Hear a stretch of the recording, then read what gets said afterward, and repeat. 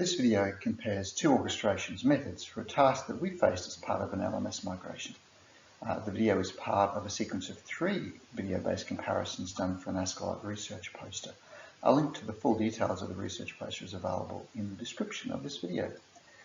This particular comparison of orchestrations is focused on different ways of achieving the task of enabling and encouraging course site usability. In particular, the aim being to help create and maintain course sites that have user interfaces that actively help students understand why, when, how, and what they will be doing and learning in a course. We'll be comparing 2 orchestrations, a vanilla Canvas approach commonly used within the Canvas community, and the Canvas collections approach that we've been developing. In terms of the task, the importance of which there's research in both the broader human-computer interface user experience literature and more specifically in the learning and teaching literature about the importance and value of usability of students, people visiting a course site, being able to effectively understand why, when, how, and what they need to do in a course. For example, the reference here from Cruz, referencing research that found that usability, findability in particular, had a significant impact on both student self-efficacy and motivation. The evidence also is explicit in the first example here about the Canvas course evaluation checklist. The very first foundational item in that checklist has an emphasis on the visual representation of a course and the clarity in helping students understand where to begin and how to get around. This stuff is important. Additionally, in our context, we have some experience at our institution doing this task in Blackboard. We developed a thing called a card interface that's been used in over 500 of our courses, almost 1,000, and also in hundreds of institutions, course sites at institutions from across the world. The card interface very much improves the usability and visual identity of course sites over what's possible with vanilla Blackboard. And hence, as we migrate to Canvas, a major requirement that we're hearing from our teaching staff is that they don't want to lose what they gain through the card interface. Surprisingly, given the rhetoric around the improved quality of the Canvas interface over Blackboard, it soon became apparent that moving to Canvas would actually be a step backwards in terms of the card interface, in terms of course site usability. With it being evident that Canvas suffered for a long time from fairly obvious issues with the usability. As one particular example, the quotes here focus simply on Canvas modules. Modules being the primary method Canvas provides to organise the sequences of learning activities. For at least 7 years, it's been recognised that the Canvas module interface is overly linear, lacks visual appeal, and provides essentially no meaningful way to embed context, design intent, or narrative into the structuring of learning activities, all key contributors to usability. So, how do we go about fixing this particular problem? Well, we can do what a lot of people do, is we can make do with vanilla Canvas modules. The animated image here shows a standard student view of a vanilla Canvas modules page for the sample course we're using in most of these videos.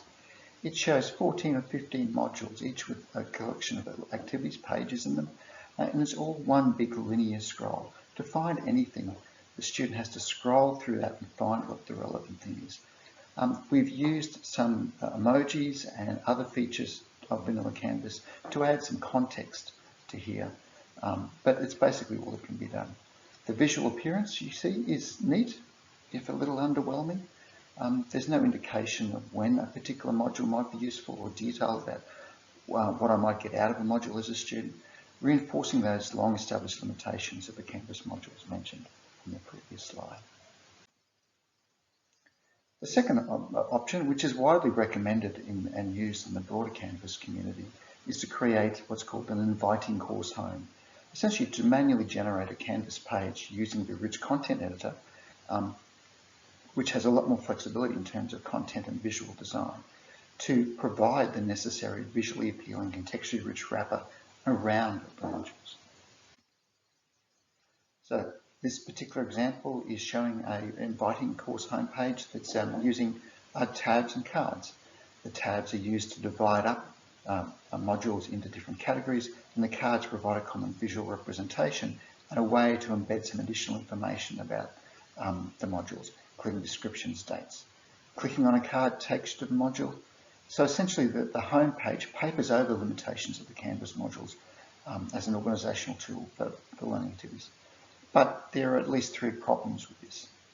The Canvas Rich Content Editor strips out some standard formatting options, which makes it difficult to actually achieve some of the visual outcomes you might want to. Typically, this generation of this visual homepage, inviting course homepage, has to be done manually and requires some fairly significant knowledge of HTML and design to do well. This is perhaps one of the reasons for the plethora of templates and advice videos pages out there in the Canvas community. And of course, it also explains why there is any number of tools from different vendors that can help automate or scaffold this particular process. The other issue is that often when it's done manually, this process needs to be repeated. If you make any changes to the modules page, like if you add a module, you have to then manually update the home page to add details about that module.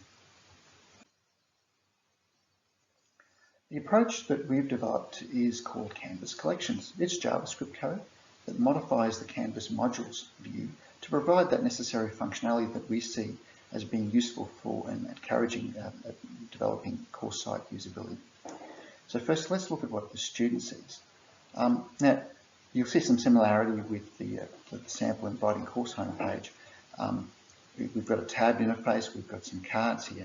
The tabs allows modules to be grouped into collections. So in this particular case, we're using collections that are very specific to this particular type of course, which is a very practical course helping students answer questions about Canvas collections. So the use of tabs why, what, and how is very collection. Why Canvas collections? What is it, and how do I use it?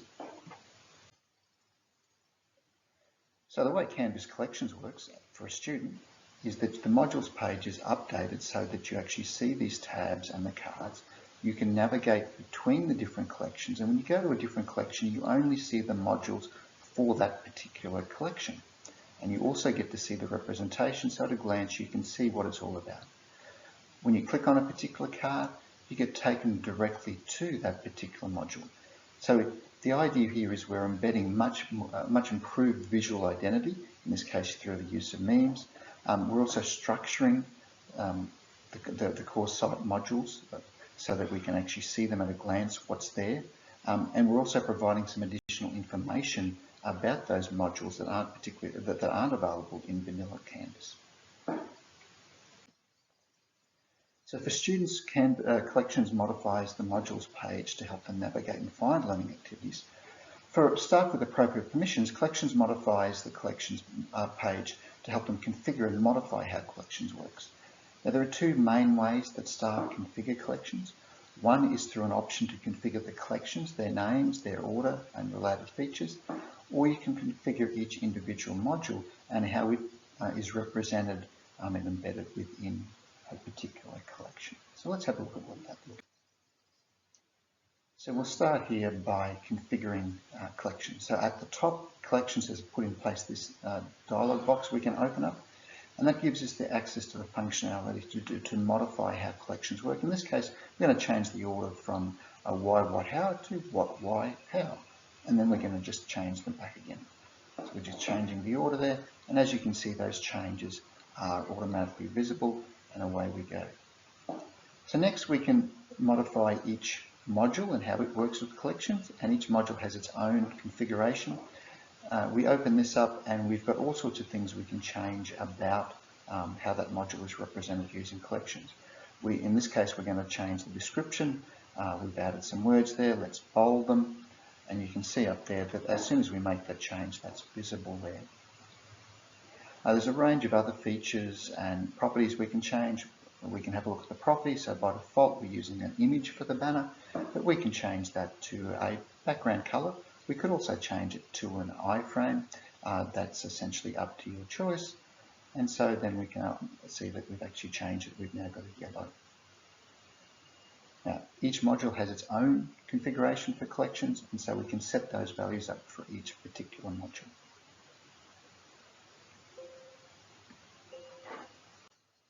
And that's a brief comparison of 2 different types of orchestrations for the task of course site usability. The default vanilla Canvas approach, or in this case using Canvas collections.